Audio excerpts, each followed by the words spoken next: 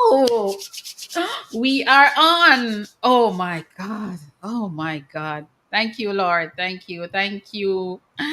Thank you, Lord. Coach, we are connected. I can't even do the intro tonight because, oh man, I tell you, ah, guys, welcome, welcome, welcome, welcome to another Thursday night of HP Chat Track. And tonight with me is, before I even get to my guest, I don't know what was happening tonight, but the software that I use, a message came up to say that they're experiencing unexpected traffic tonight. So I don't know if a lot of people are on, but all I can say is thank you, Lord, because I was just about to shut down the computer and say another day. But thank you, Lord, for working this out. And thank you guys for being so patient. Thank you all for being so patient and waiting around. Thank you so much, Olympian Vivian Morano. Thank you so much, Lansford Lyons. Thank you so much, everybody who joined so far. Thank you very, very much. Daniel England, thank you. Daniel England is also there. Thank you very, very much. Osman Dixon, Ozzy is also there. Thank you very much. Monica Lewis, thank you all, everyone who've joined so far. Shanika Robinson, thank you all for being here. Welcome each and everyone, wherever you're coming from, whether you're coming from Africa, Europe, Oceanic, South America, North America, Asia. It doesn't matter. Thank you very much for being here tonight. And thank you for being so patient with the feed because I started crying because I'm saying, "Oh my God, I have my people waiting and we are not going to get to deliver tonight." So thanks be to God that we are here. And my guest tonight is Coach Messias. Now, Coach Messias is the middle and long distance coach at the outstanding Calabar High School, 61 Red Hills Road, Rabalock, whatever you call it. Coach Messias, welcome, sir. How was your day? Welcome. My day was good. Your day was good. Lovely, lovely, lovely. It is good to be here. So let us just get right into it because we've had people waiting and stuff. Coach, before we even get to the meat of the matter, just tell us a little bit about yourself, which parish you're from, where you're from, that kind of thing. Just a little bit. I was born in Kingston, Western Kingston. I grew up in Western Kingston. Coach, where is Western Kingston again? It's the art of well, Tiwala Gardens. Tiwala Gardens. That's what I wanted to hear. Yeah. I grew up, and that's where my journey started. Indeed, indeed. So, coach, let me ask you something now. You grew up in West Kingston and everything. Did you play sport while growing up in that area? Yes, I did track and field. I started to play the Manning Cup, but in my early at about age 15 to 16, I got a pellet in the knee. You know, Wow. yeah, and Injuries. well, someone fired a shot from a the pellets from the Remington hit me in the right knee, and ever since I had to stop doing track and field. Yeah. Oh, wow. So this was like a drive-by shooting or Well, living in Western Kingston, when it comes around to the election period, you have things called motorcade, and I was walking behind the member of parliament in the crowd, and I heard a sound, and I felt the impact on my leg, and I was rushed to the hospital, and you were yeah, shot in the knee? yes, yes. Wow, wow. What age? What age was that? It's 15, 16, 15, yeah, 15, 16, going to 16 years old, yeah. And that ended your track and field career. You were never able to recover. I still run, but wasn't able to run as fast as Mr. England. Hey, Mr. Yes. I'm so sorry to hear about that though. But before we move on, how was that injury been though? I mean, being shot and Well, I learned to live with it. The pellet is still there. This was since 1975, 76. It's still as in there. the bullet is still in your knee? It is not when the pellet that come from the shotgun. I don't want to say it's a bullet, but Okay. there are some pebbles that come from the shotgun. It's a Okay. piece of metal. It's still there. Wow. Yes. Wow. I'm sorry about that, coach. That's not what I was expecting to hear. I'm so sorry about that.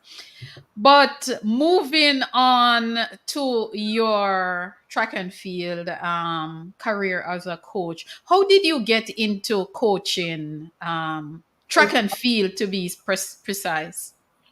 as a young boy growing up, attending Tivoli Gardens High School, there was a coach by the name of Mr. Nevermighten. May his soul rest in peace.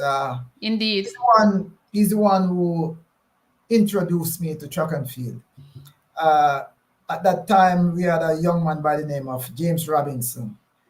And as a young boy, I didn't know the seriousness of training. And we used to call him Donkey Man, or, because he was running like an animal. And so while he was running, I was throwing stone, tell him to go faster.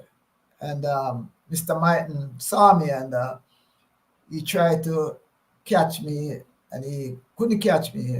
So he waited until about a month later. He sneaked up on me and hold me by the arm and said, "Come here." And he spoke to me, and he gave me the task of monitoring James Robinson.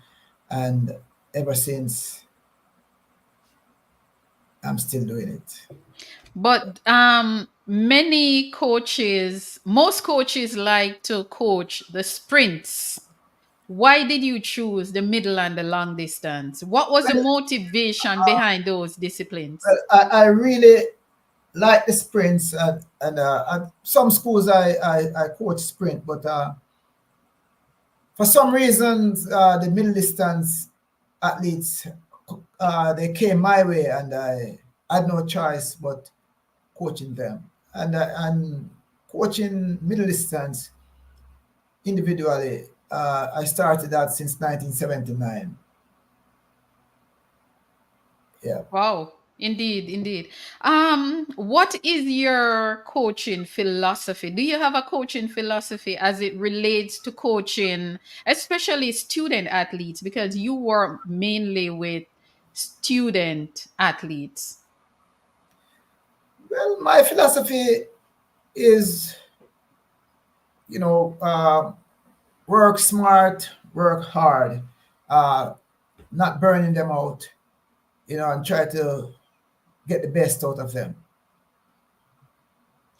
What are some of the attributes? What are some of the things that you look for when you're recruiting athletes to join your team at Calabar? What are some of the things that you look for in these athletes? Well, I look for young the boys who will run and not being tired after running a 400 meters, and not being tired. Most time you haven't seen them running 800 meters or over because of the primary school level. At one point, they didn't want them to run 800 meters, so most time they'll be running 400 meters. So I used to look for those who would run a good 400 and not being tired. Yeah, slim body.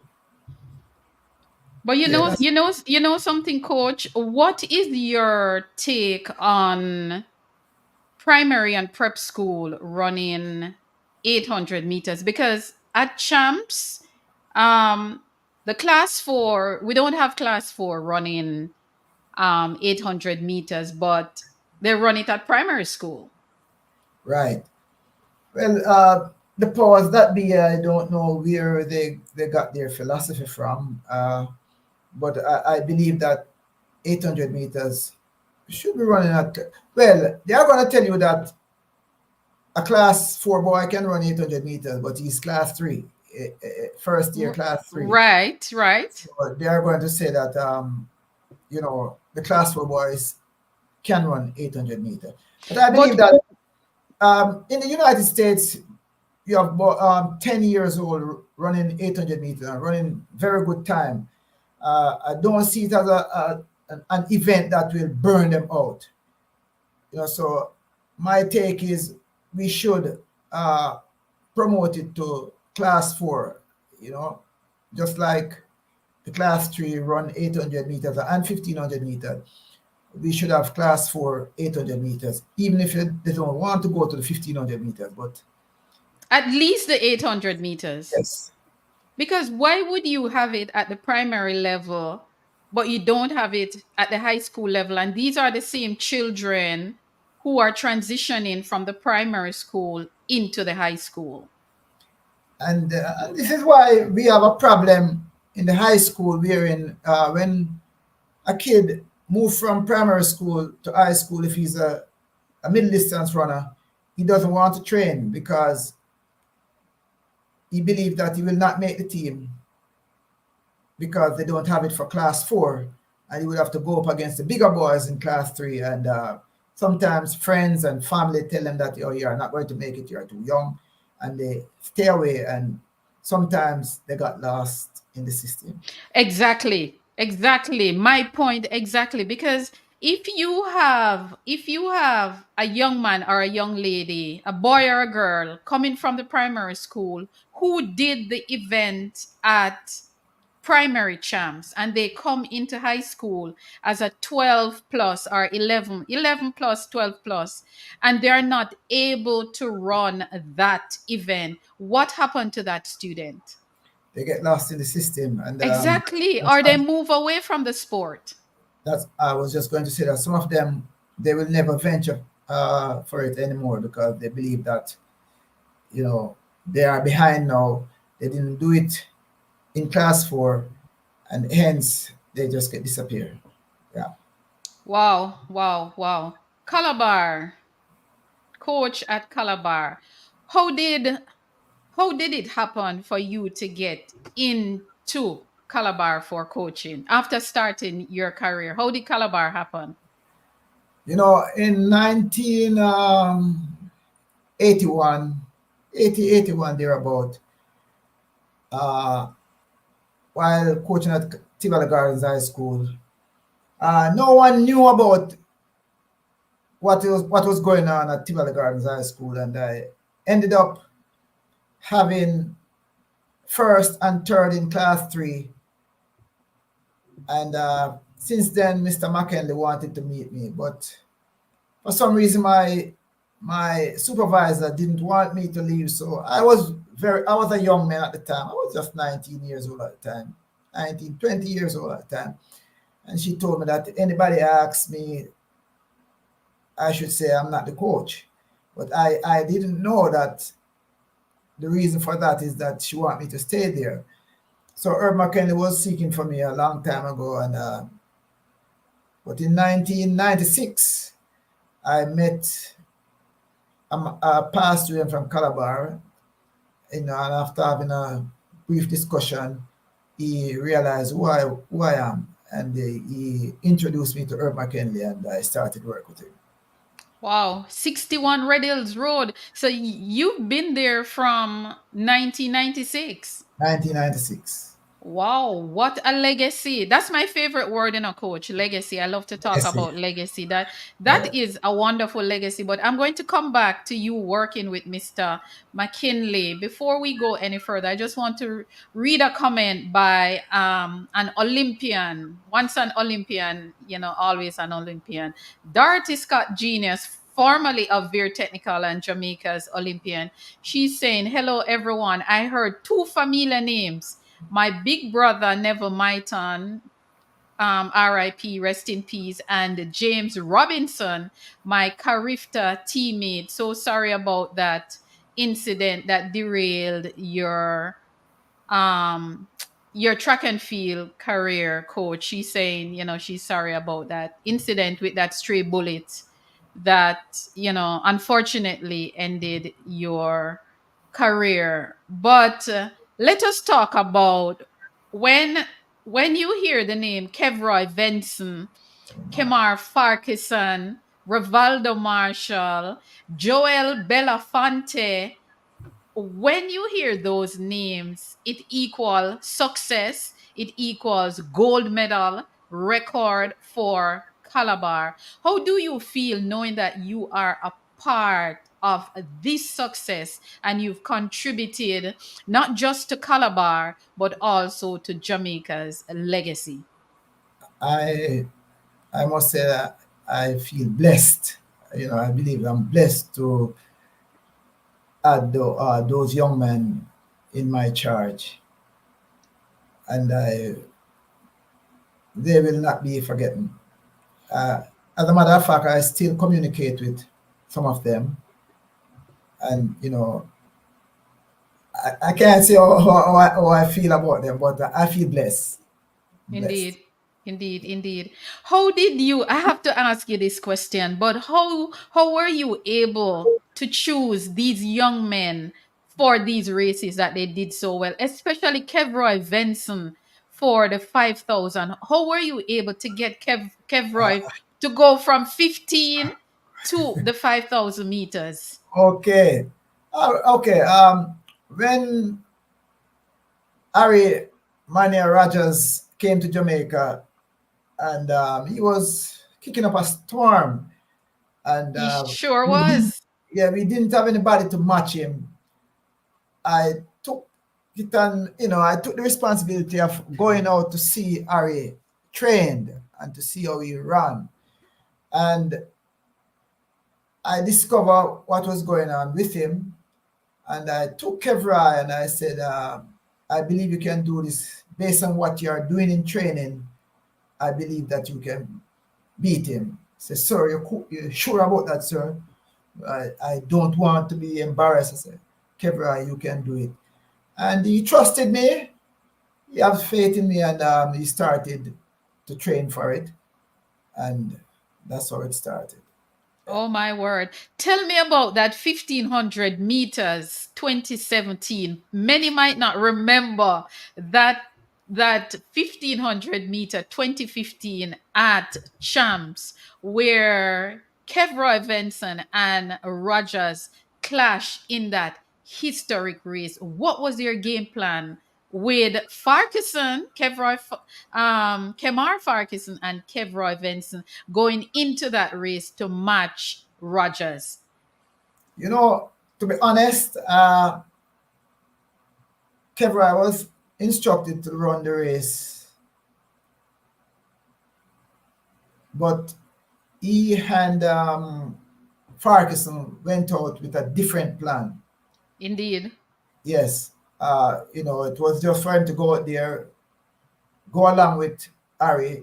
I told him that after 600 meters, Harry is going to slow it down a little, and then the last 600 meters, he's going to go away. Mm-hmm. And he followed the plan to some extent, but their plan was for Farquharson to come second and he to win the race because he believed that Farquharson is a better 800-meter man. Mm-hmm. So, he wanted to win the 1500 and Farquharson would come second. But it didn't turn out that way. But he got third, which were big points in Yes, yes, 2017. yes, that was a good one. Yes, But it was. plan was really for them to go out there, stay with him because they are not. Harry is not as fast as they are. Mm-hmm. So all they had to do was just go with him, and then once they are with him for the last 600 meters, then I know that they will have him. But they changed the plan, and I must give them credit. And it worked. Sometimes, It yes, worked. sometimes you have to listen to the athlete. It worked. It worked because I remember the commentator was saying the Calabar pier went out very hard, and after Rogers passed them, the commentator said it seemed as if the Calabar pier is now paying for going out so hard, Um, not realizing that it was actually a strategy. right, right. Wow, Yes. outstanding, outstanding. Kemar Farkison's 800-meter record, his final year at Champs. How did you put that together? That was a record that was there for ages. Well, yeah, we worked real hard for that one. Kimar was acting up at one point, and sometimes these things happen for a purpose. And he went to GC Faster, and he was beaten by Yes, Tyree Taylor, Tyreek yes, Taylor, I remember that race. Yeah. and I was happy for that.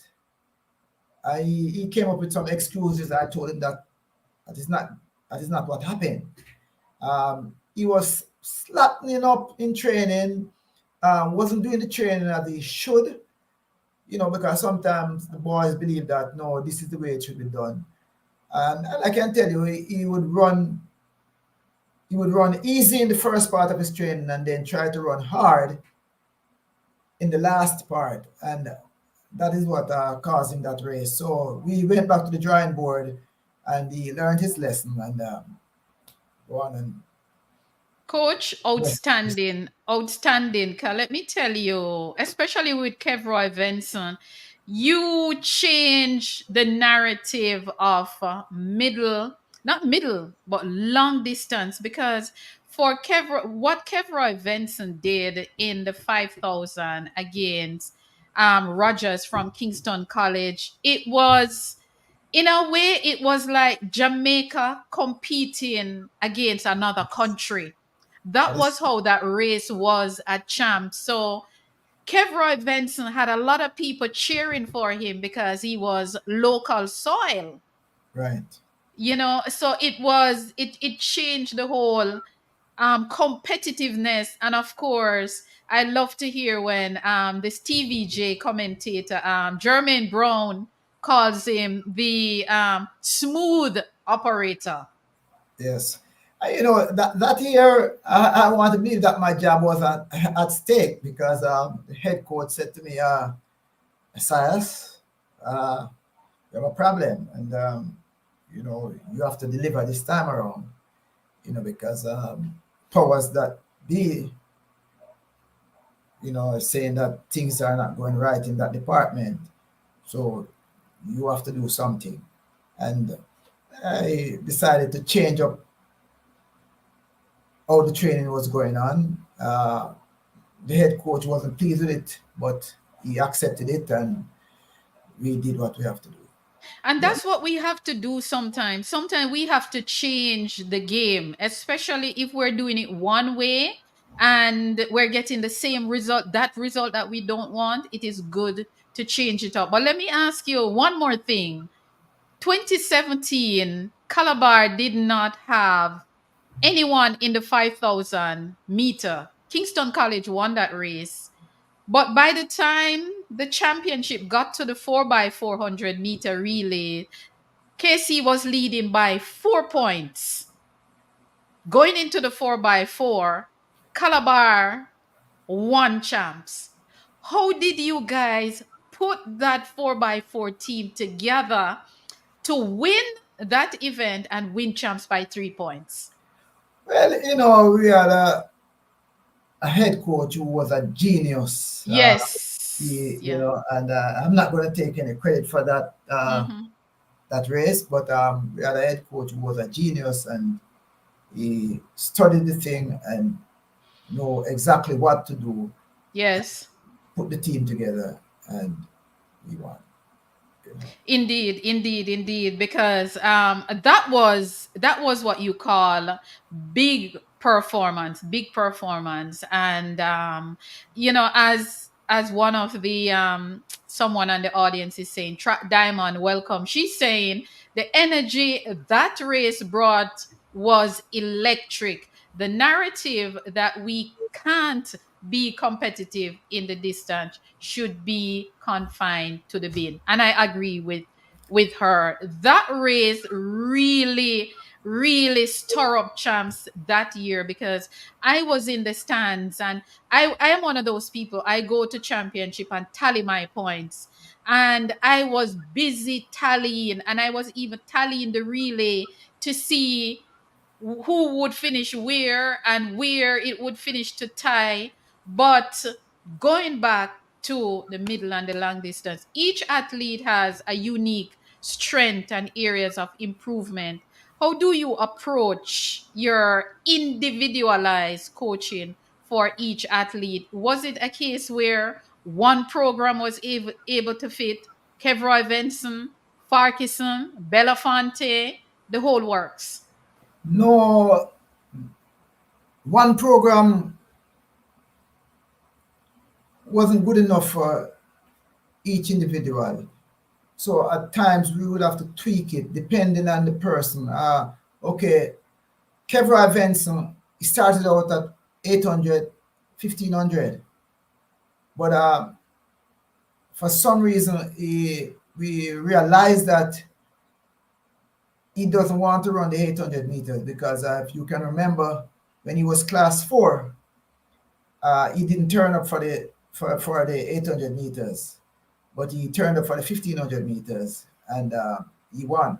Now you can have an 800-meter runner who just cannot take on the long distance training.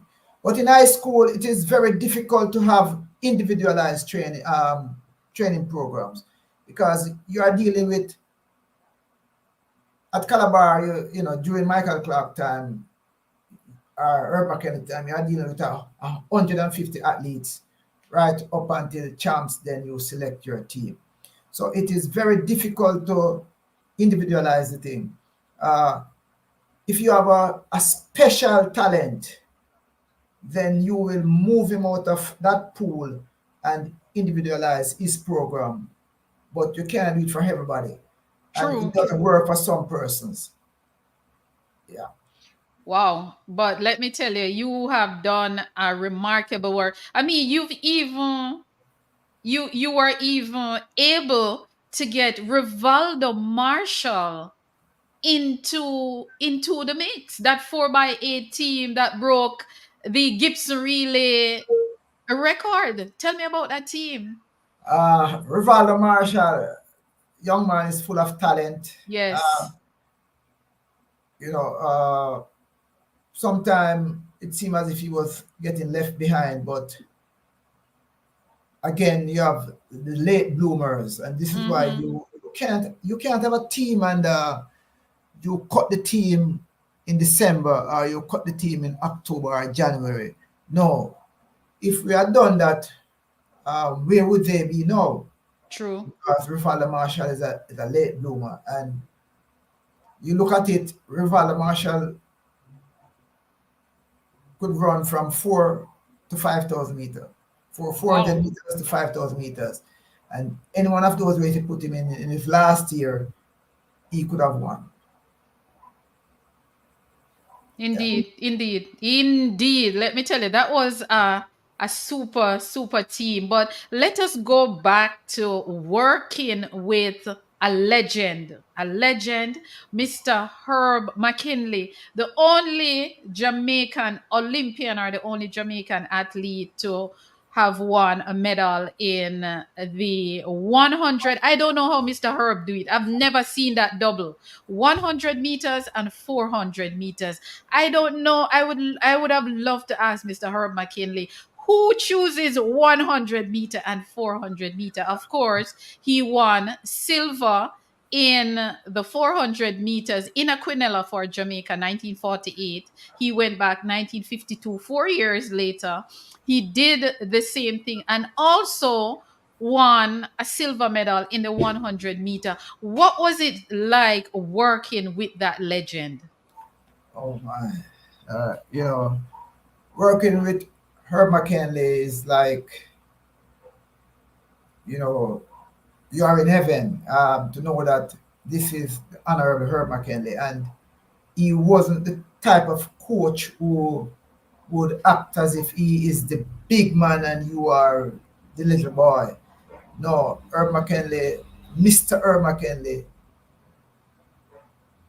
he was a good leader, and his leadership style and quality is exemplary. Uh, he would give you a task, and he would observe. If he believed that there need to be some adjustment, he would come to you and make the adjustment, not to embarrass you or disgrace you. That's what Wow. we can do. He was truly a legend. And of course, I've had firsthand discussion with Daniel England about that great man. He wasn't just a coach, but he was a mentor. He loved the sport of track and field. He loved track and field Jamaica. He was indeed, a legend in every way. May he rest in peace. If you're just joining us, of course, tonight we are talking about the middle and long distance future for Jamaica. That's what we're about tonight. We're not talking about any sprints tonight. So if you're into the sprints, I'm sorry, we're about the middle and long distance that I have grown to like. And of course, I'm here tonight with the outstanding high school coach, Mr. Errol Messias, affectionately called Coach Mess. Coach Mess, let us get into some more of it. Based on your experience and your exposure, looking at Jamaica's middle and long distance program or image, why are we struggling the way that we're struggling globally when we have the best high school championship in the world? I must first say that majority Jamaicans are the powers that be doesn't see long and middle distance as a glamour event, and hence a lot of persons are turning away from long and middle distance event. I personally believe, and this is me, that Jamaica have an abundance of long and middle distance athletes. Now, a young man running 46 or 47 senior should not make Jamaica team as a sprinter. That young man need to find his way to middle distance. So the support is not there for middle distance. So a lot of athletes, male and female, you know, are not venturing for that area.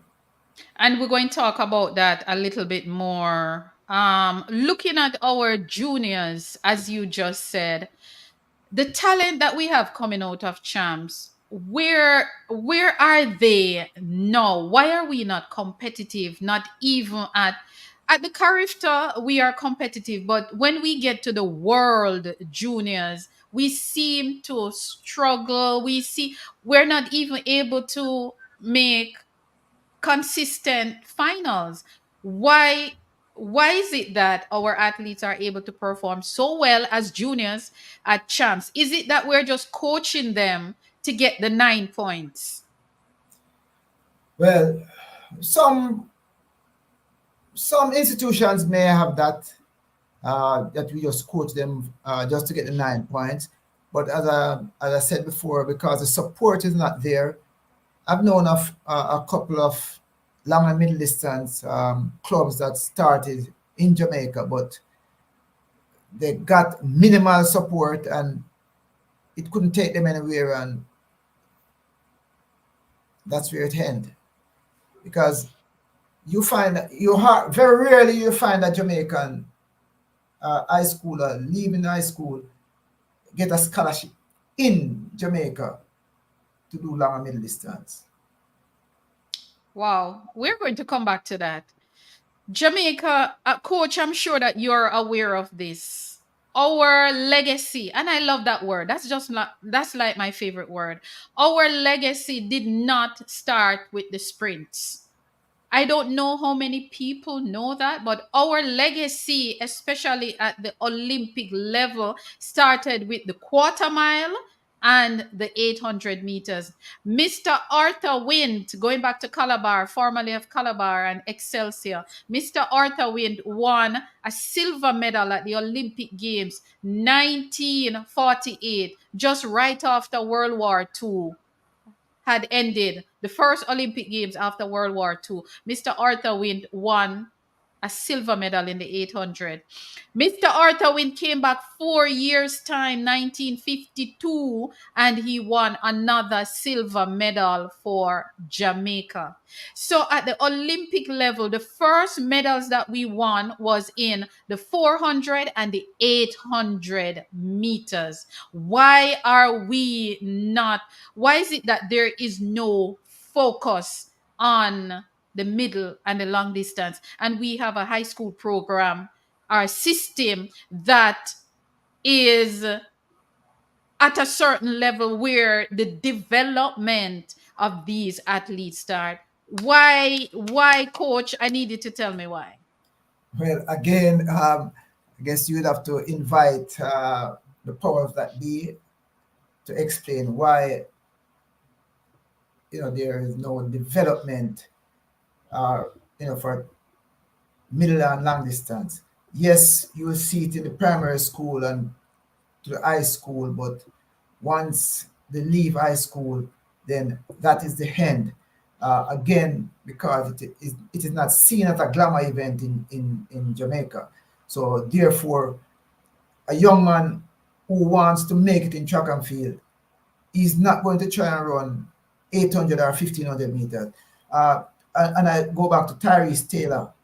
Tyrese Taylor left 800 meters and 1500 meters and went to 400 meters because it wasn't a glamour event. When things weren't going right, he reached out and took a scholarship to run 800 meters, and that's where it's at. But coach, you know something? Whose fault is this? And please don't tell me it is the athlete's fault. It's not the athlete's fault. The powers that be, those who are in charge. I don't. And I really don't know. Yes, they're going to say that the times that Jamaicans are running is not good enough to make it. Yes, I agree, but but coach, there's no program after high school for the athletes. and that is exactly where I'm going. You have a young man in high school running 1 minute 48, right? And when that young man leave high school, there's no system for to channel him into. So what happened? He either stepped down to another event that he Or is not good at, and then age just phase him out of the event. We need to create a system as a country so 800-meter athletes, when leaving high school, if they don't get a scholarship and they don't want to go overseas, then we can say, okay, here is a system that they can come into to further develop that 1 minute 48 and bring it to 1 minute 42.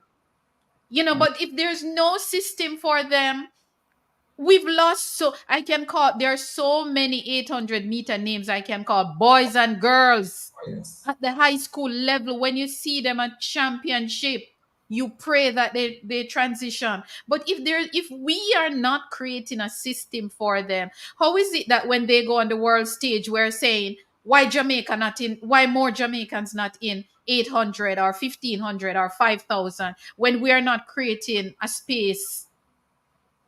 that's so true. That is so true. Uh, and again, we see when the Jamaicans, when the high school boys leave here, go to other educational institution in the United States, then we are seeing they're getting down to 145, 144, and we are saying why this can't happen in Jamaica. It happened in the United States because they got a scholarship to go there. Because they have a system, There. coach. The system is there to help them. Hence, Coach, they have a system there. And let me tell you, I as much as I enjoyed the Jamaica Invitational on the weekend. I enjoyed it immensely. But when it was published and I look at the events, when I did not see any 8 or 1500 meter, it broke my heart. I had to tweet it and said, oh my God, no middle or long distance on the fixture. And it broke my heart.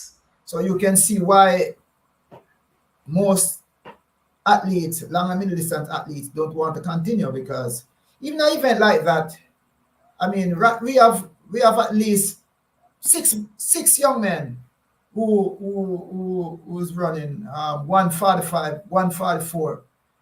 You could have invited them. So why couldn't we put a field of 8 people, 8 women, eight men in a 800 meter? And I noticed that a lot of the events now it stop at 400 meter hurdles. Again, I said, uh, 800 and 1500 in most Jamaican eyes is not a glamour event. Hence, Coach, I don't buy that. Any event in track and field can be glamour event, because I've seen where the 5,000 and the 10,000 have been glamour event in no, sprinting. you see, I'm not saying it is not a glamour event, you know. I'm saying in most Jamaican eyes, it is not a glamour event. It's a glamour event for me. I will sit and watch the 800, Every 1500, every 5,000, the marathon. I will sit and watch that. And I'm every also watching event it. But every event in track and field can be a right glamour, now. Even the triple jump. Look at the triple jump. The yeah, triple jump has become a glamour event. When you yeah, look at Rojas against Shanika Ricketts and company, now the men triple jump is becoming a big thing. When you look at thing. Jaden Ibert, who is still a junior, going up against the Yes, seniors. So the glory can come from any event. You just have to inject that's the it. energy into that event. And the resource. That's it. Look at look at the 5,000 and the 10,000 with the Baba sisters and the far from Ethiopia. I mean, I don't know. We are losing our talents. We're losing our talents because we are not creating a space to channel those talents in when they leave high school, because not all of them will go overseas. A matter of fact, nowadays Jamaican athletes don't want to go overseas and train. That is true. That is true. And you know what? What is annoying is that when you look around Jamaica, we have a lot of good middle distance coaches. Back in the days, middle distance, the 800, 1500, would, those who used to dominate it was from Calabar, KC, Belfield, a little here at Veer, but now all over in all the parishes, the long and middle distance coaches, they are producing. Uh, Yes. it's not like one time you can say it's only 3 or 4 schools can win the long and middle distance. Look No, at Alphonsus Davis. look at that. Look at Alphonsus Davis. St. Mary High. St. Mary High. Look at it. So we have the coaches, but again, these coaches are, we are not getting No, the support. We are not getting the support. Hence, we cannot move forward. we cannot move I forward. cannot tell a young man to stay here. I will work with you, but how is he going to be fed? Where is he going to go? Which system is he going to go into? Because if a young man is leaving high school right now, coach, and he has a time of, let's say he ran 1 minute 48 point something, and he said to you, coach, I want to stay in Jamaica and train. I want to develop. I want my craft to be developed and become a world beater. And he said to you, coach, which camp, which club do you think is best for me? What are you going to tell? What would you tell that young man, coach? Really and truly, I wouldn't have the answer. The answer is, young man, friend, I would advise you to go overseas, because, as I said, I would like to. I would like to move Coach, forward with some of these coach, may you have athletes. to go partner and do something. Cause we have to fix this. This need to fix. We have too many talents leaving high school and just you just don't hear about them again. I could call a long list of names from different school, from Homewood, from Veer, from Edwin Allen, Calabar, KC, JC, the whole works. The whole works. And the 800 people that we have, all three of them train overseas. Natoya Gould, Adel Tracy, and Navaski. Those are the three people that we have right now carrying the flag. And yet we've produced so many. We've produced so many over the years. And I'm not just talking about the bunch that just left high school recently. I'm talking about going back as far as 20, 30 years.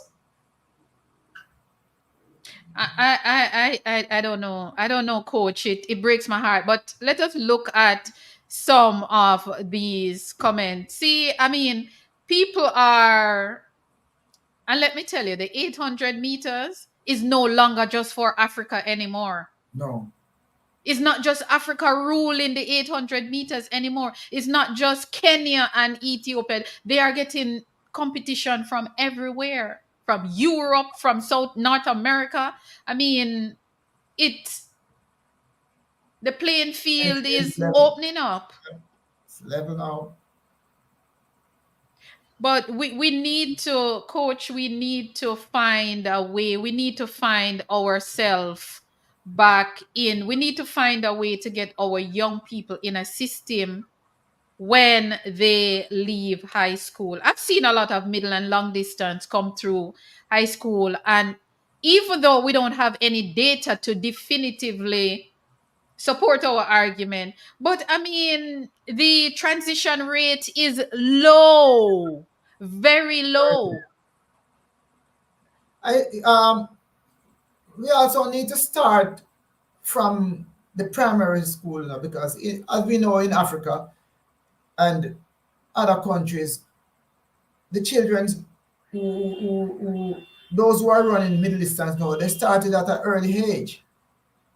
You know, some of them took it as training to run to school, run back home. So we have to start from there. Maybe that is one of the maybe that is one of the problem. These young men, you know, start taking the training seriously in high school when you know, so they would miss out a couple of training age. So we need to start from the primary school, the basic school, have them running, enjoy themselves. I mean, you know, it can't be all just sprint. I have nothing against sprinting. I love sprinting, but for us to develop long and middle distance running, it have to start somewhere. And it cannot be just in the high school. It have to start the Totally primary. agree. What age group do you think children should start running, like the 8 and the 15, the middle and the long distance, as early as 7? I would 8 years old. I believe they should start from 8 years old.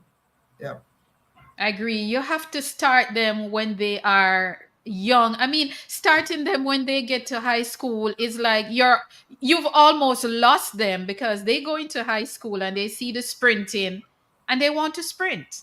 that's it. And that is what is happening in the primary school because all they think about is sprint. So they try to run the 100 meters or the 200 meters or the 400 meter. Then the coach identify them and say, no, you're going to run the 800 meters. Then they frown. No, I'm a sprinter. Hence, because they cannot get the chance to run the sprint, then they step away from it. Now, if the child was getting the training at 8 years old, I mean, nothing serious, nothing strenuous, but True. teach them to run long. Because in school, you find out, well, sorry, we can run fast now, you see me run on a tired. Not knowing that sprinters will tired when they run fast. But the How long and middle distance runners aren't going to be tired. how can we restore Jamaica's image in the middle and the long distance, especially the middle distance where we started back 70 odd years ago? Uh, we'll have to find someone or some institution who, who have interest in it, and start, as I say, from the grassroots. Uh, get children to come in, let them train and enjoy themselves, you know, and take it from there. If we don't do that, we are not going to get anywhere. Down in Um, Jamaica, we have hills. We can have a camp up in Blue Mountain. You know, we have the natural resources, the hills. we do. But before asking my next question, welcome everyone on the live. Of course, I'm here with Coach Mess, outstanding middle and long distance coach at Calabar High School. Started as early as our way back in 1996. I'm not good at math, so I can't tell you how many years, but it is a lot of years. And we're here tonight talking about the middle and long distance, and we're just talking about where Jamaica started, how we can get back there, and of course I have distance running. Who is Alina, right? Coach Alina is on the live. Coach Mess, Yes. Hi, Alina, hi, Alina. Al- Alina was my assistant. And she's one we can look to for in the future. I think she had learned a lot. She had more to learn, but she's one for the future. So we can work with them Coach, also. Coach, you know how much I am drawing out Alina, distance running. You know how long I am drawing out Alina. And I said to Alina, I said, Alina, let us start a middle and long distance club. Two women, the only club that is run by women in Jamaica. I have said it to Alina over and over because I think she has the capabilities and she have the passion for it, and she's also formally trained. And but we need to create history. We need to be pioneers because glory can come from the middle and the long distance. Track Diamond is saying Jamaica won women's steeplechase. Aisha Proud Lear internationally at the Commonwealth Games, defeating Africans, building on the work of Marjorie Hyman and Corinne Hines. Thank you very much for saying that, Track Diamond. I almost forget about Marjorie Hyman and Corinne Hines, formerly of Veer Technical and St. Jago High School. Funding. Why is it so hard to get funding for something that we don't consider popular? Well, as you know, sponsors, they want to be in the limelight, and again, because the support is not here locally, uh, the sponsors are not seeing what the Jamaicans can do in long and middle distance. And it is very hard for a long and middle distance athlete to get a sponsor. I mean, a really good sponsor, somebody who's going to spend their money, or give their resources to a long and middle distance athlete. It is very hard for a Jamaican to get that type of help.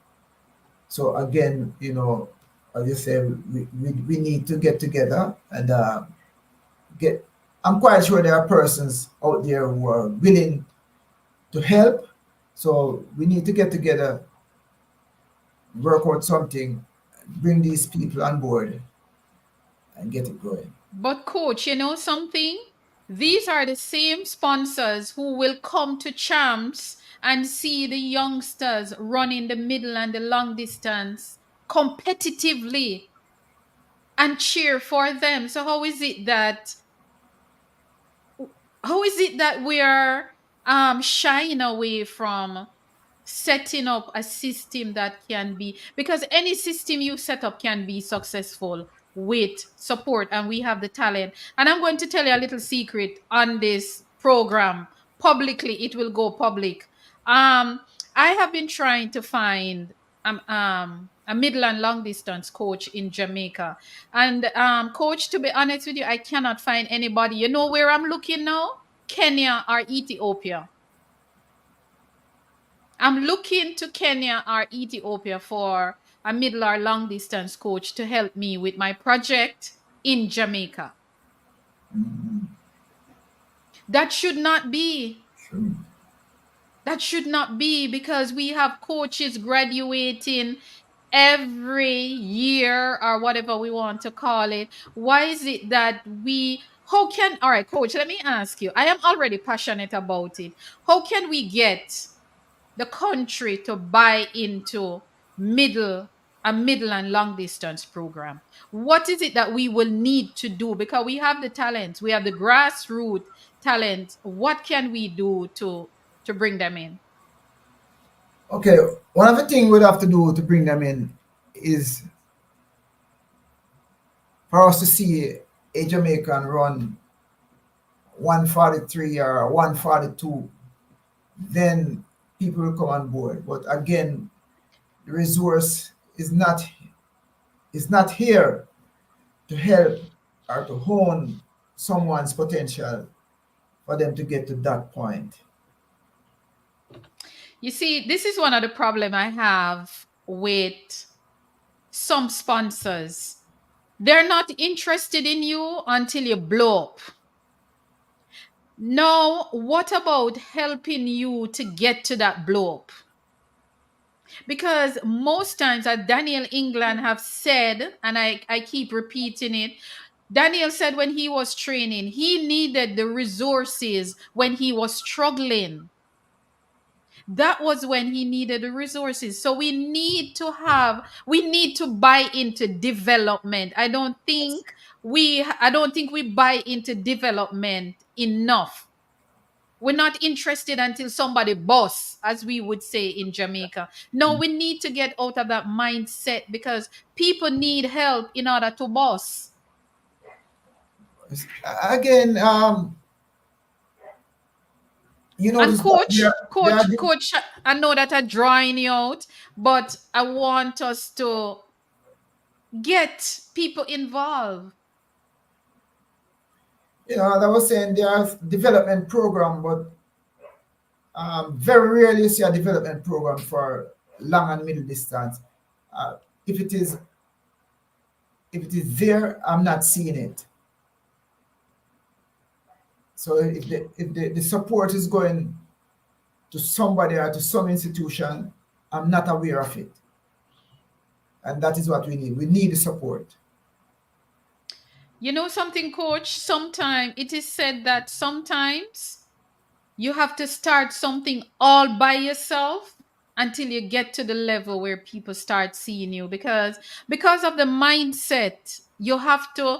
I remember Stephen Francis, when Stephen Francis was I'll always remember Stephen Francis interview when he was starting MVP. He said he needed help and he reached out to people and said, look, this is my vision, this is my proposal, I need your help to do this. He had a vision and he brought it to people and he did not get any help until in boss. Mhm. And this is what we need to do now. We who are passionate about the middle and long distance need to form a little alliance and say, okay, we are going to commit ourselves to it and do it, even if we have to do it from our pockets. Because sometimes when you're doing these things, you have to do it from your pocket until you can pay back your pocket.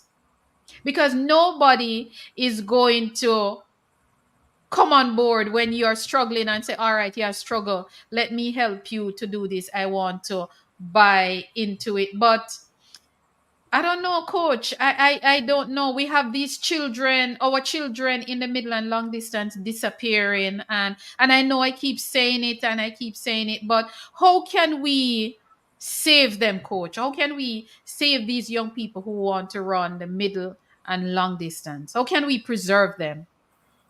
Well, you said it just now that we might have to farm on, a little alliance, and as I say, we might have to dip in our pockets and start doing something, and maybe you have some wagonists who would jump on board and assist us. But until that is done, we are going to be having a problem, because sometimes person would say, why is it that this young man want to go to foreign? No, a long and middle distance runner, uh, Kemar Farquharson, he would want to stay in Jamaica and train, but Kemar Farquharson, where would we put him? Where would we board him? How would we feed him? So until we have those things in place, we are going to continue faltering. Coach, I don't know if we will ever put it in place because it's many, many years now 30, 40, 50, 60, 70 years and we have not done it. And we have so many, we're losing so Look many at, of look at them. Seymour Newman. Look at Seymour Newman. As a matter of fact, I don't know if anybody, remember what he did. But Seymour Newman did so well in the 800 meters, and I don't see him getting help in terms of going forward. And again, there are a crop of boys, there are a crop of young men and women out there who want to do long and middle distance, but I a think, I roadblock. think, I think if we can create a system for them, we will produce more. So maybe what we need to do first is to call on the universities. Call on the universities to offer some of these athletes scholarships. I'm talking about local universities now, to offer scholarships to middle and long distance athletes. Let us start building the program from within the universities, because the universities have the facility, they have the training area, they have the gym, they have the boarding, they have all of that, they have the coaches. The universities, maybe that's where we need to start. Call on the universities to start offering more middle and long distance scholarship, get more of these young people to go into UE, into UTech, into MICO, into GC Foster, and all these other universities we have, EXED and all of them, and start there. And then little by little, we start putting a proper infrastructure together so that we can help to further develop their 1 minute 48 into 1 minute 45, 1 minute 43. Half of the year you have them coaching in Jamaica, the next half of the year you carry them gone to Kenya where it's cold, make them run up in the hills in the high altitude, and something, put a plan together. That is a good proposal. That would be a good proposal to have some of these athletes going into our local universities. And I believe if we start there, we will be able to see some results. Yeah, I think so too. I think so. Sometimes people just want a home or a place to go where they can further develop their talent. And that is why we're losing so many of them. But I know that I asked you this already, but I did not ask you like this, so I'm going to ask you now. Based on your experience and what you've been in the business a long time. How difficult do you think it is for us to collaborate with the stakeholders, such as administrations, parents, community, to garner support to try and resurrect Jamaica middle and long distance image? How hard will it be to get the community, the schools, the J3s, the government, the different sporting bodies? Once we get the J3A involved and the J3A, is willing to work with us and to work with the long and middle distance athletes, I believe others will come on board. I'm quite sure that the J3A president would want to assist. But let's start. Let's maybe you can invite him to the program. Or have Yeah, he owes me a date. He owes me a date. Mr. Gart Gale owes me a date. So I'm waiting on him to to give me I don't think that it's date. difficult. I think he's open for it. It's just that most of our long and distance athletes are leaving, so nothing is here. And those who stay on, they are not uh, at that level that most people would want to help. Because those who remain in Jamaica, you find that they are running like a 155 or 156. Because going to the United States, if you're not running 150, they'll probably give it, take a chance with you running a 151 or a 152. But slower than that, they don't want to take you because giving you a scholarship running 151 or 152, they can easily get an American boy who's running that time coming to their university without they have to pay for the scholarship. So if we can get our young men to remain in Jamaica, I think a lot of people will come on board. But again, we have to start somewhere. Uh, and let's start with J3A.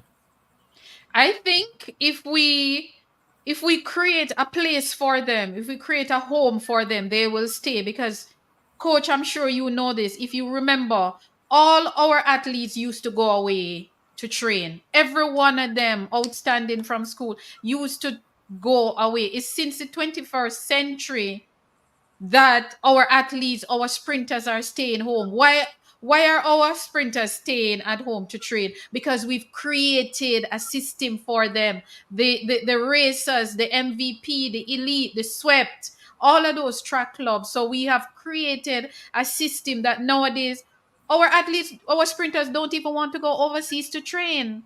Right. So we need to do that same thing for the middle and long distance. Create a place for them and they will come there and train. And in no time, we will start seeing the results. And that's what we have to do. Model MVP and racers. Look what MVP did, set up in Jamaica. And I mean, Asafa was born. Asafa was born just like that. And then we start hearing about MVP. Bridget came back to Jamaica, Michael Frater, Melaine Walker, Sharon Simpson, and the whole works. Now, the top women in track and field sprinting all train in Jamaica. Outside of Shakari, all of them train in Jamaica because they are Jamaicans. So that is what we need to do. We need to now create a system for the middle and long distance, and you would be surprised to see how our athletes stay home once they start seeing the result. We just want one athlete to show result and everybody will want to be a part of that. So we need to do the same thing that we did for the sprints. We need to do it for the middle and the long distance. Even field events. A lot of our field events athletes train Uh, in Jamaica. All our throwers train in Jamaica. Mr. Julian Robinson, yeah. he started that. Shanika Ricketts, our female jumpers training in Jamaica. So we created it for the sprints. We created it for the field events. Let us now create something for the middle and the long distance. And your thoughts, coach. Yes, I agree with you. I agree with you. That's where we have to take it now. Uh, and as I say, once we create that space for them, a home, let them feel at home. They have place to sleep. They are well fed, and Nutrition. nutrition wise, I believe that we can get a lot out of them. Because Before we a young man want to know that he will be able to have food, right, and get good rest. Once we are getting that from Yeah. them, I believe we will see great Yeah. results. I wrote a letter. I wrote a proposal, not a letter. I wrote a proposal last year. Last year, I wrote a proposal for a middle and long distance club. And I still have that letter because I'm trying to send that proposal to the Minister of Sports and also the J3A. I have that proposal dated, I think I wrote it early last year, an entire proposal outlining the objective, the vision, how we can get there, fundraising, all of those things. And for the life of me, I sent it out already, and all now I don't get any reply. I don't even know if it reached the recipient. When nobody don't know you, your idea don't mean nothing. It's true. Your idea don't mean nothing. And I've been trying to get this proposal out forever because it is something that can work, because it worked for sprinting It can work from a distance and and like, it worked for field events. It can work for middle and long distance. And nobody don't want to listen to me because me no boss yet. But before we go further, coach, let me just read some information. Track Diamond, man, she really know the information for me. She said women who can potentially compete in Paris: Natalia Gould Toppin, Kellyanne Beckford, Adele Tracy, and Chrisan Gordon Powell. And I totally agree with you. She further lists out the men, and she said men's 800, Navaski Anderson, Tyrese Reed, Rivaldo Marshall, Tyrese Roden all ran 1 minute 45 so far. Kemar Farkison, all on the they're all on breaking 145. So there's hope. There's a little hope. There's hope there. Reading all this information. Thank you very much, Track Diamond, for that. And this is what we want to see. But guess what? What do they all have in common, coach? They're all overseas. correct. All of, They're yes. Every drop one of them is overseas. Hmm. All of them overseas. And I would love to see all of them break through. I'd love to see all of them break through. But we need to set up a system. We need a system, even to say, okay, have a strategic plan. Let's have a 3-year plan. No, the World Championship is going to be held every year. Let's say we have a 2-year plan, 3-year plan, and said, okay, middle and long distance, you want to develop your talent? Join this club or this academy or whatever we call it. Set up our system in such a way, half of the year or part of the year you train in Jamaica, the other part of the year we gonna Kenya or we gonna Ethiopia, wherever we can collaborate, whomever we can collaborate with. Go there and train. I love to follow the Africans online. When you see them doing their warm up and they're running in packs. Yeah. Well, I believe that we might have a breakthrough this year. I know that a couple of well, a couple of these names will be coming to the trials, and I'm hoping that with that competition right there, uh, we should get a breakthrough. So let's see what happens. Yeah, I'm hoping. I would love to see that because right now my love is in the middle and long distance, and we need to start at the grassroots. We really need to start at the grassroots, and of course, create a space for the high schoolers who don't want to go overseas or might not get a scholarship. We have to create a space for them if we want to save them. But, coach, just quickly asking before we wrap up in a little while, what do you think are some of the obstacles that would prevent us from pulling this off? What are some of the challenges that you think we would have? Challenges. in Okay. Are in we? getting the support, in bringing back Okay. Jamaica middle, yeah. Well, the athletes again. You know that persons want to put their money where they are seeing progress. Um, the job, if we can get these young men, if I believe that if we get at least one person running a 143, no, I think persons will come on board. 143 persons will come on board, and that's the main drawback. I don't think anything else would hamper us. You We know, just we just want to first of all we need to set up the system and bring them in it slowly. And we just want one. We just want one for boss. that's We it. just need one to motivate, to be the motivation that will pull the others.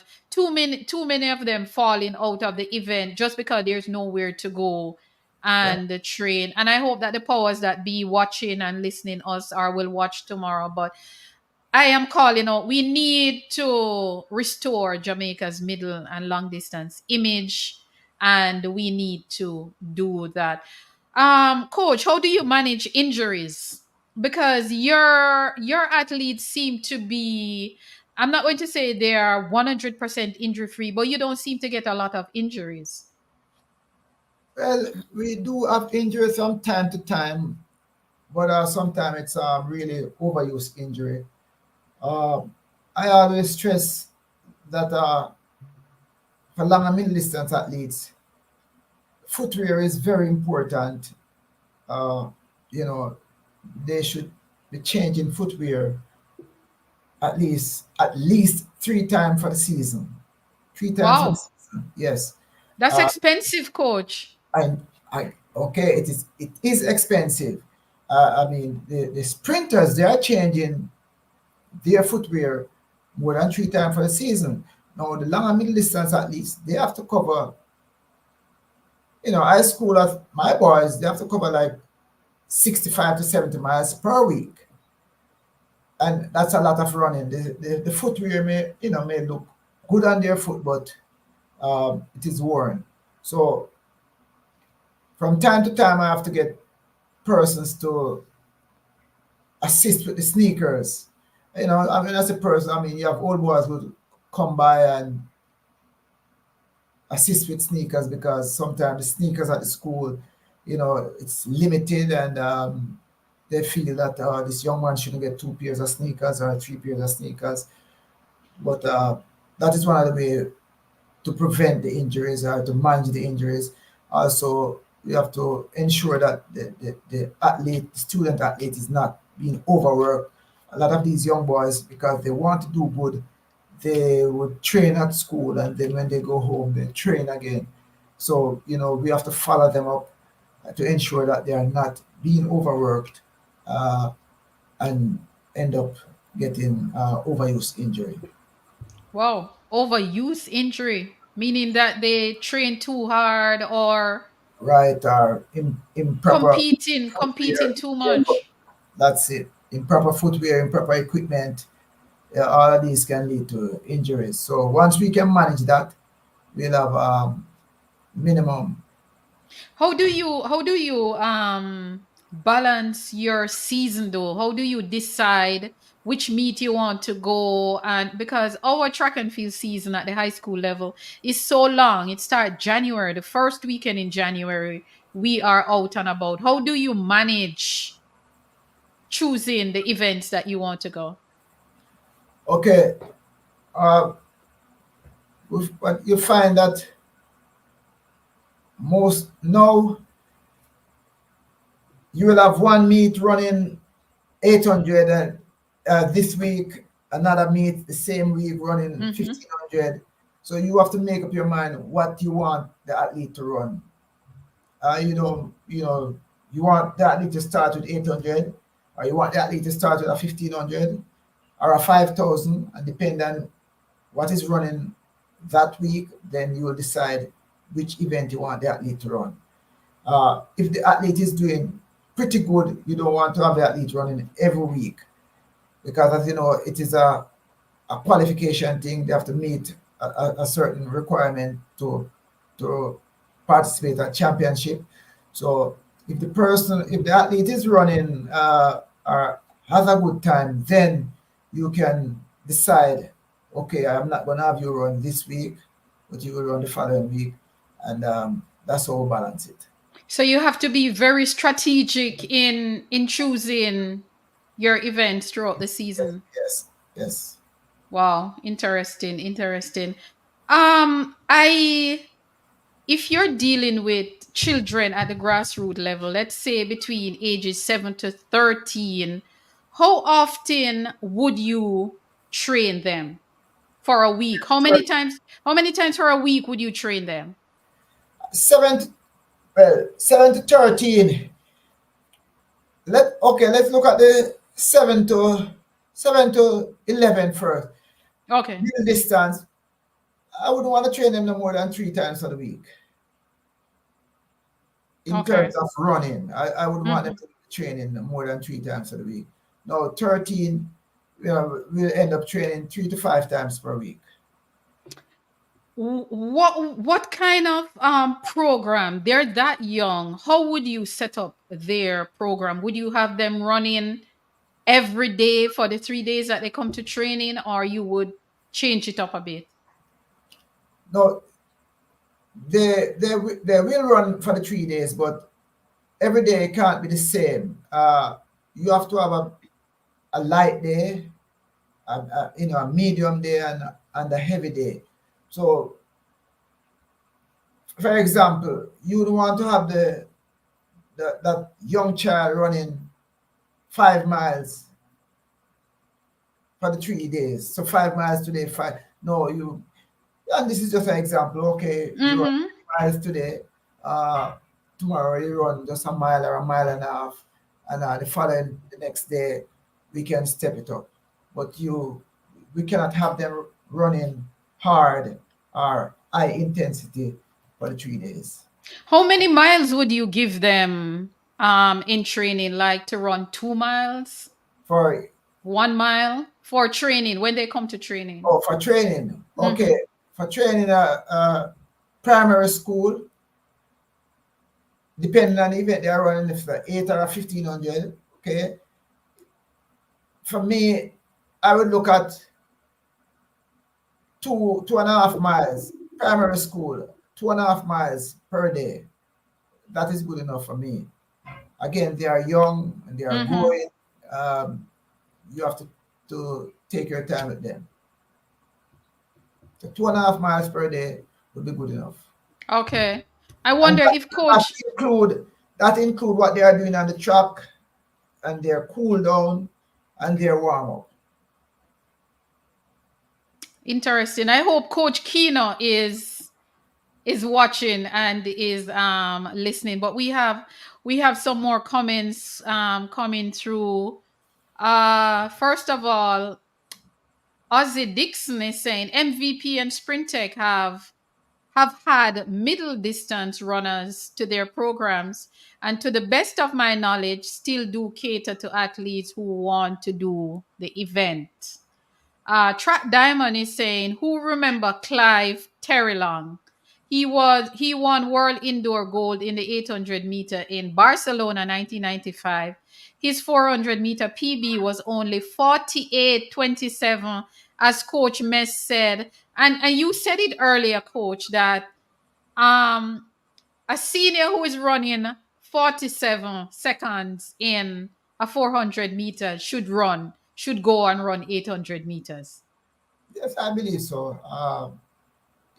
Earlier on today, I was looking at the standard for the seniors, and I see where it's saying 47 seconds. Come on, where are we going to take a person running 47 seconds? Yeah, that is, Come on, but that is not even the qualifying mark for global events. I think the qualifying mark is something like 45. so until we start encouraging these persons to step it up, they are going to believe that they are quarter milers. And you go to a track meet and see them running quarter mile, and you're saying a senior is running this. No, a class two boy is running 47, 46. 46. No, Yeah. oh, so if you have a senior running 47, introduce them to the longer middle distance.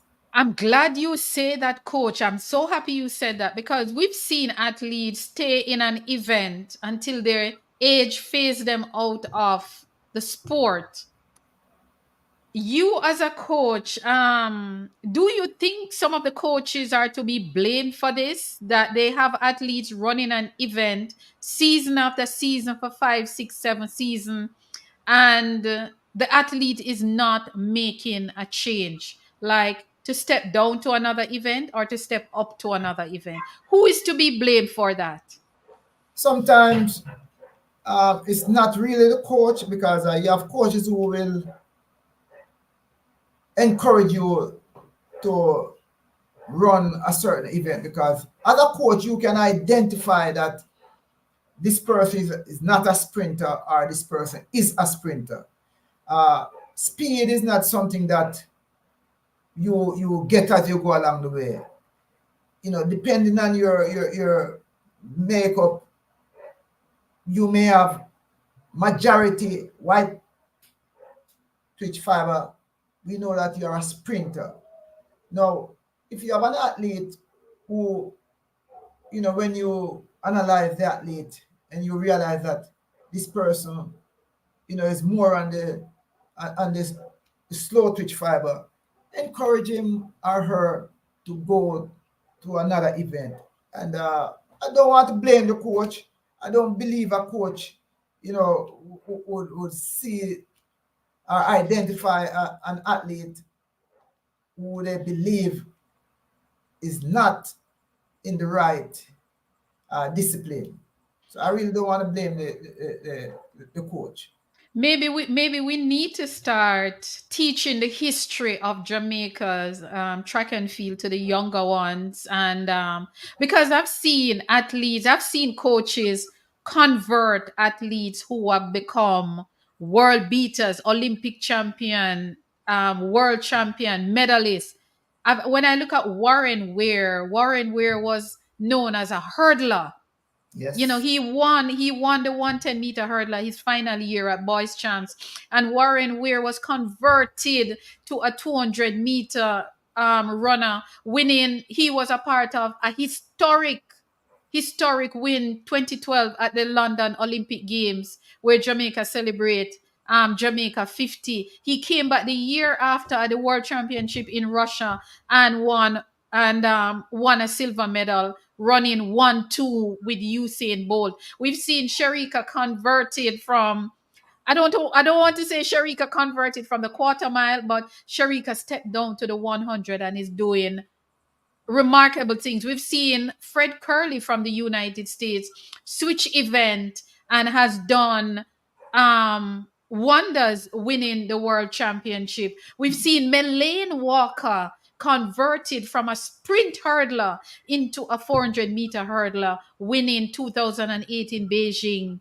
and come back a year later winning at the world championship. So maybe we need to make some of these younger athletes know that, look, it is okay to try another event. It is okay to try another event because you can become good at it. Usain Bolt stepped down from to the 100 and become the biggest thing in track and field. I must say, Jamaica College started something, this distant fest. I believe that we need to have more of that. The long and middle distance fest. We need to have Hmm. more of that. And involve the primary school and the, Yeah. and the prep school, and we can take it from there.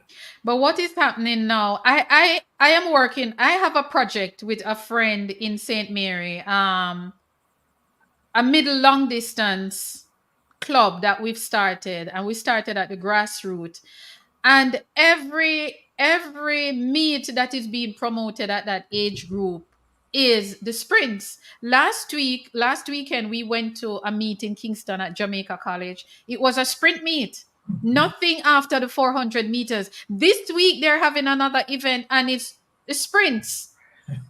So I said to the coach, I said, no, we're not going to spend money again from St. Mary to go to Kingston for another sprint meet when we're trying to Develop. build. a Mhm. middle and long distance program, our legacy. So it is so hard to find the means to put these youngsters in. And let me tell you something, coach. We have a 7 year old, and the 7 year old is running around the 11 and 12-year-old boys in training in the longer distance, and he is just 7. Mhm. No, if we continue to build that young man from the age 7, by the time he get to high school, 3, 4 years after that, he will love that event. Yes.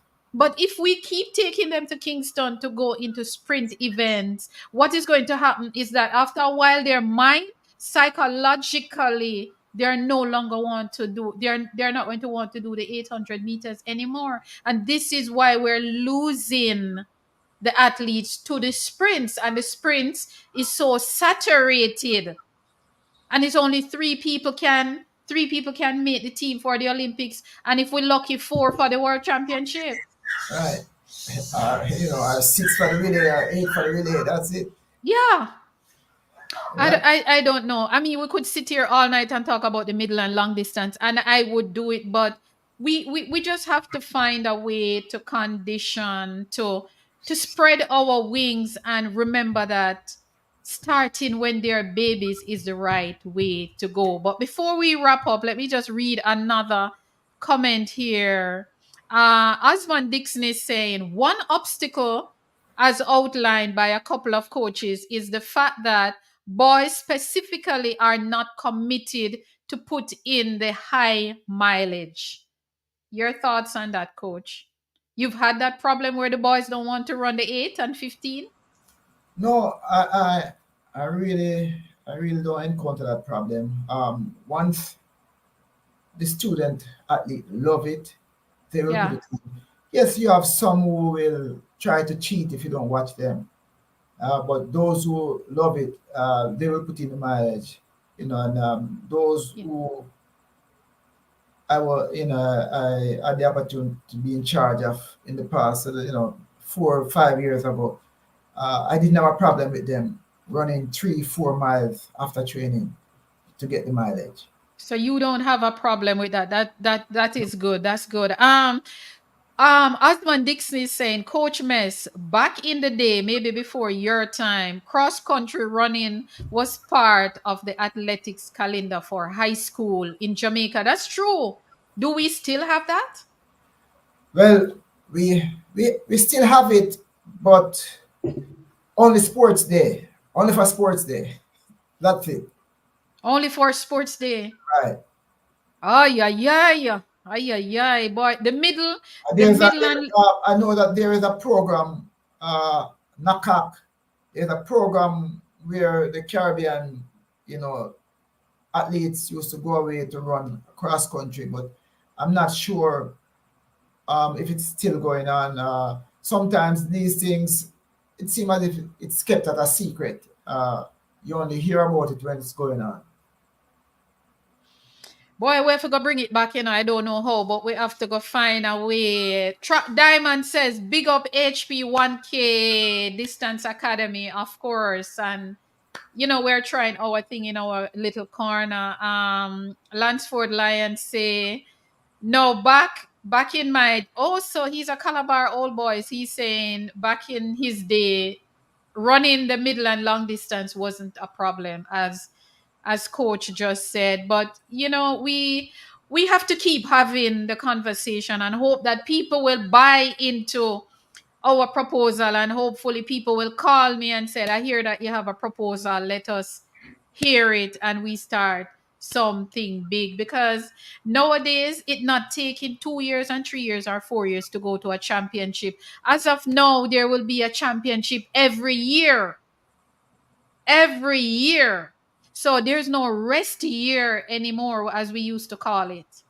So let us get it going. But coach, I have some random questions for you. But before I get to it, is there anything about middle and long distance that you would like to share with us that I did not ask you about?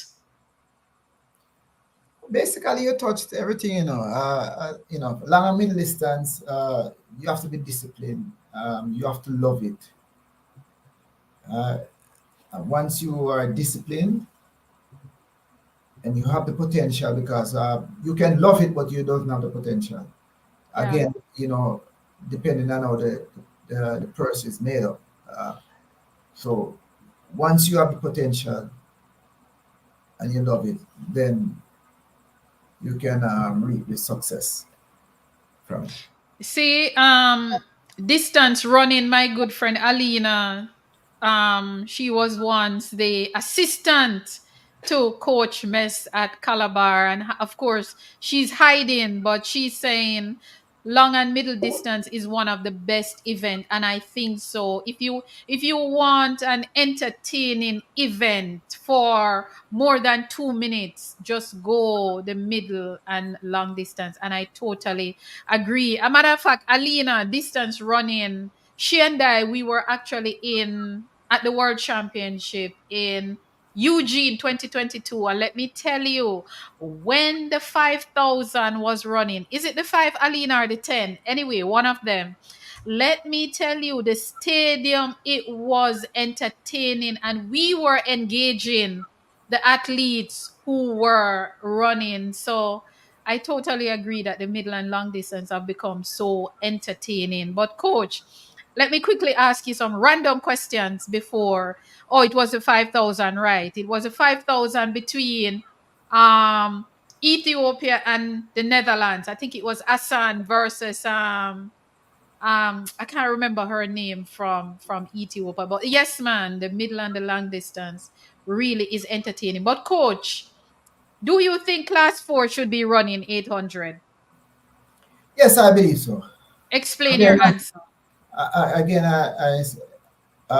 we have class four who run 800 at champs, but it is run as a class three. As a class 3. What Yeah. I believe that just like we have class four girls, we should have class four boys. Yeah. I don't know why it is so difficult though If to you want to to restrict them, if you want to restrict them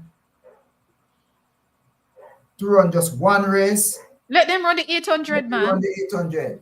Yes. Let them But run the 8. I believe that 800 meters should go to class four. Totally agree with you. Which of the middle or long distance event is your favorite? And for those who don't know the middle and long distance events, I'm going to just name it for those who don't know. We're talking about the 800 meters, we're talking about the 1500 meters, the 2000-meter cheapest steeplechase, the 3000-meter steeplechase, the mile, the 5,000, the 10,000, the half marathon, and the marathon. Which is your favorite, coach? uh, it's hard to say, but I love the 800 meters. You can't make any mistake in the 800 meters. I love Yeah. the 800 meters. Kevrai caused me to love the 5,000 meters. Mm-hmm. Really and truly, the 800 meters is my favorite. Yeah, yeah. But coach, the 800-meter is now becoming a sprint event.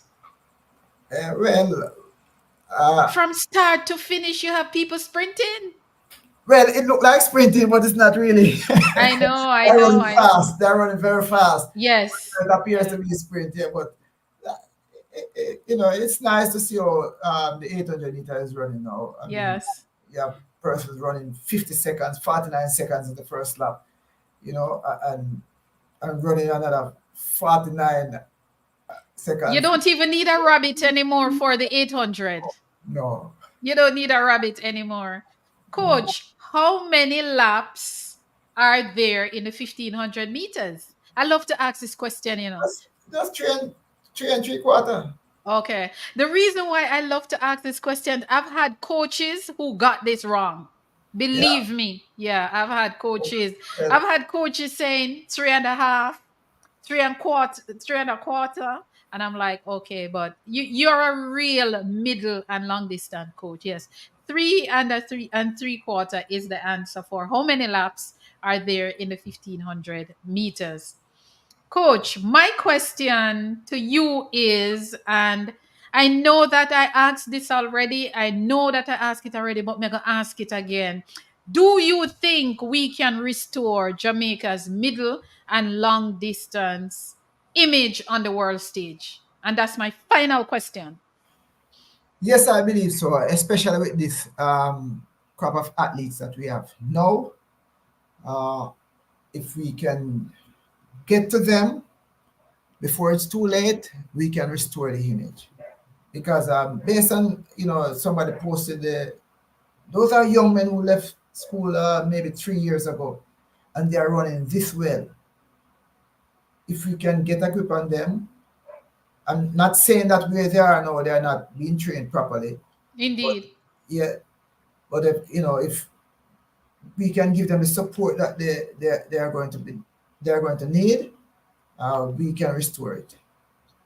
Indeed. I believe we can. We just have to put a system together and stick to it all when it's hard and nobody now support it. We just keep going. And I think we need to have more middle and long distance meets. We don't have a lot of those. We need some more of those. And we also need to call out on the universities to start, if they are not doing it, to offer more middle and long distance scholarships so that we can at least start there. And please, I need people to call me about my proposal for a middle and long distance program, because we can bring this back and we can do it, but we have to start somewhere and we have to be patient about it. We need to be patient and just take it one step at a time. So I'm calling out the powers that be.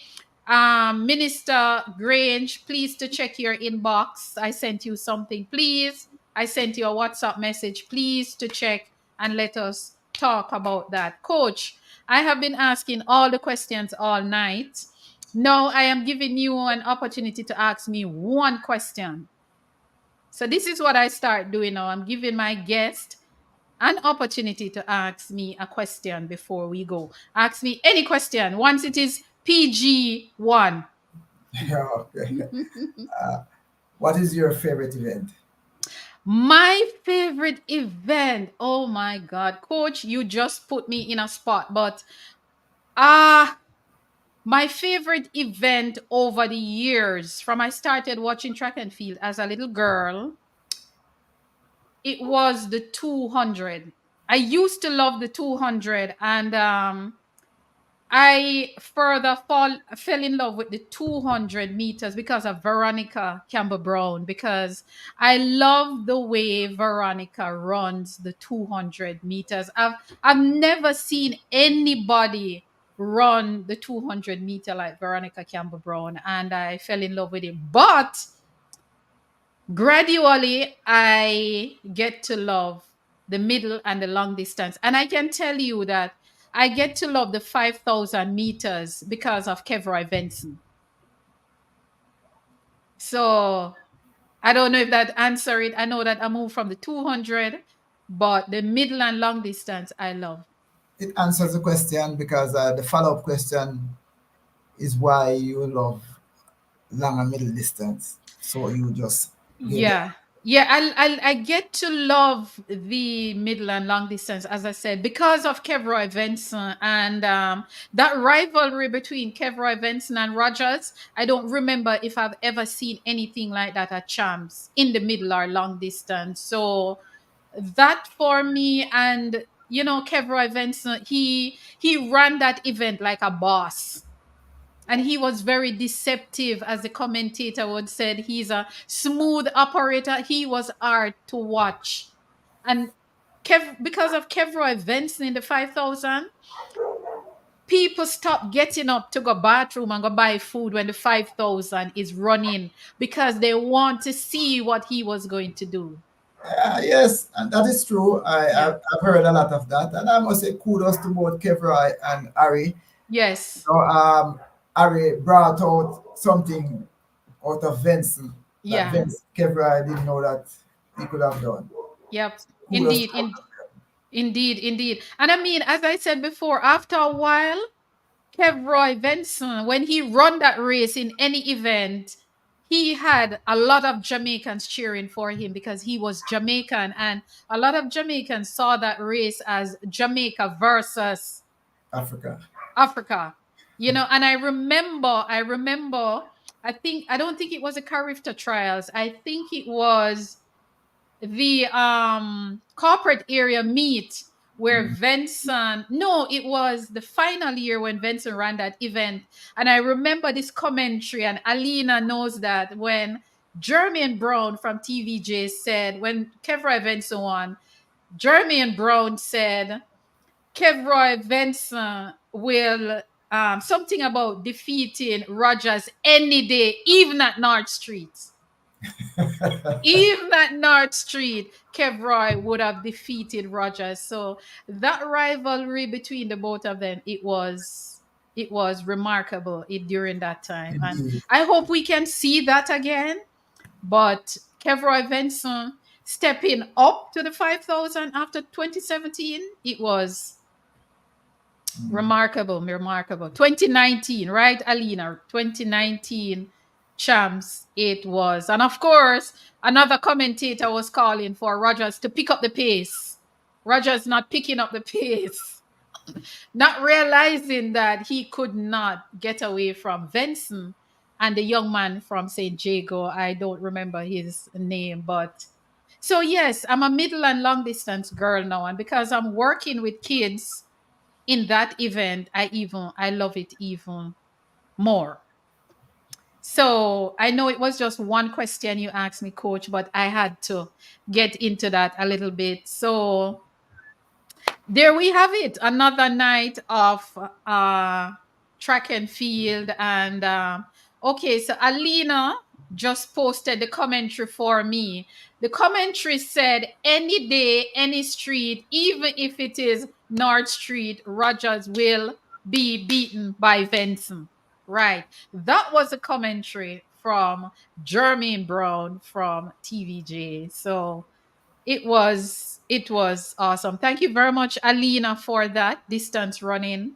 But coach, it was a pleasure talking to you, and congrats again on your legacy. You have an outstanding legacy. You have a legacy that stretch from here so to there so, and not just with one athlete but multiple athletes. And you have contributed to Jamaica's track and field. And I want to thank you. And, I'd love for you to continue at even the senior level. I'm trying to call you out on my side, coach, to continue at the senior level. Your legacy look good, coach. From 1996 to date, you have been chanting and you're doing well for Jamaica. Sir Mess, the best, as Alina just said. So, coach, thank you very much. And I will give you 30 seconds to do your closing. Okay, thanks again for having me. And whenever you need any assistance in terms of your grassroots, you can call on me. Thank you very much, coach. I certainly will. I certainly will. Thank you very much. Because at the end of the day, it is about Jamaica. We're trying to recreate a legacy for Jamaica, and thank you very much for being here, coach. Have a good evening. And of course, we are no longer strangers, sir. Thank you very much. You're welcome. Thank you. Thank you. Guys, thank you so much for being here tonight. Thank you. Thank you very much for being here tonight. And I'm very passionate about this. I'm very passionate about restoring or reviving or recreating our legacy, Jamaica's track and field legacy in the middle and long distance. And guys, you know that I need your help to do it. I cannot do it by myself. Coach Kino and myself, we need your help. And these children, they're doing well. They're doing exceptionally well. And let me tell you, we have a 7-year-old and he is something else in the middle and long distance. And we would love to groom him to love that event, and we need your help. And of course, I'm still on my drive begging things. I'm begging sneakers, I'm begging spikes, I'm begging all kind of things. And I want to thank Lansford Lions, who shipped some sneakers to me just yesterday. So I should be getting those maybe on the weekend. So Lansford Lions, who is a big supporter of this program, he's here as we speak. Thank you very much, Mr. Lyons, for those sneakers that you are donating. Thank you very much. Thank you very much, guys, for everyone. Track Diamond, thank you for sharing all of that data. Everyone who were on, all the Olympians that were on, thank you very much. Africa, thank you. Asia, thank you. North America, thank you. South America, thank you. Europe, thank you. Antarctica, thank you. Oceanic, thank you. I think that's the 7 continents. Thank you very much, guys. And of course, I will be back here next week to do it all over again, when we will talk about everything track and field. And oh, wow. Thank you very much, Lansford Lions. Thank you very much for donating those sneakers that are coming my way. Thank you very much. Thank you all for your support. Distance running, Vivian, Dorothy, Scott, everybody who were on. Thank you very much. Facebook, thank you very much. YouTube, thank you all for being here. And have a great weekend, guys. Have a great weekend. And I'll see you next week when we will do it all over again. Bye.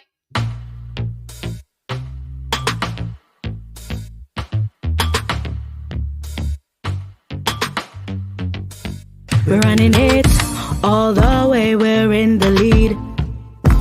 We're running it, finish line is all I see. Get up on, no, don't stop. Future bright, the vibes nice, oh gosh. No time for slow down, just sprint, can't lapse. We walk the talk, just ask me both tracks. So come through, let's talk about it, what you say? Oh. Your girl HP is on her mark, so get set ready. On your mark, set, go. Oh yeah, make we chat about it. Oh, what the fastest? Make we chat about it.